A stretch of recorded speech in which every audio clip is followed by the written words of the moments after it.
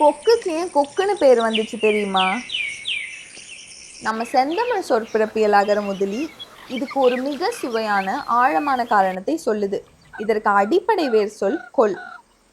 கொல் என்ற சொல் மருவி கொட்கு என மாறும். கொட்குதல் என்றால் சுற்றுதல், திரிதல் அல்லது வளைதல் என்று பொருள். கொக்கை பாருங்களேன், அதோட கழுத்து எப்படி ஒரு பெரிய வளைவோடு இருக்கு.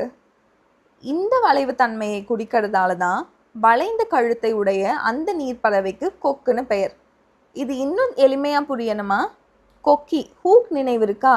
அந்த கருவியும் வளைந்திருப்பதால் தான் அதுக்கு கொக்கின்னு பெயர்.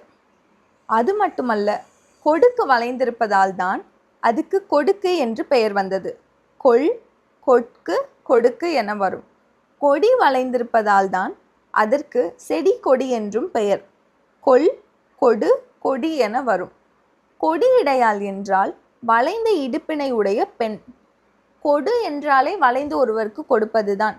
இப்படி மேற்கண்ட எல்லா சொற்களும் வளைந்திருக்கும் தன்மையால் தான் இப்பெயர்களை பெற்றிருக்கின்றன.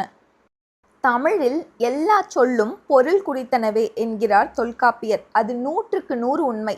எதனையும் புரியாமல் இடுகுறியாய் போகிற போக்கில் வைக்கப்பட்ட பெயர் தமிழில் இல்லை என்பது தமிழ் சொல்லாய்வு அறிஞர்களின் உறுதியான கருத்தாகும்.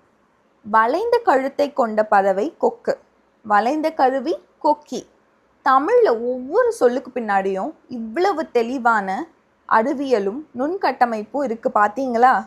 இதுபோல மேலும் பல சுவையான சொற்களை அடுத்தடுத்து காண்போம். பின்தொடருங்கள்.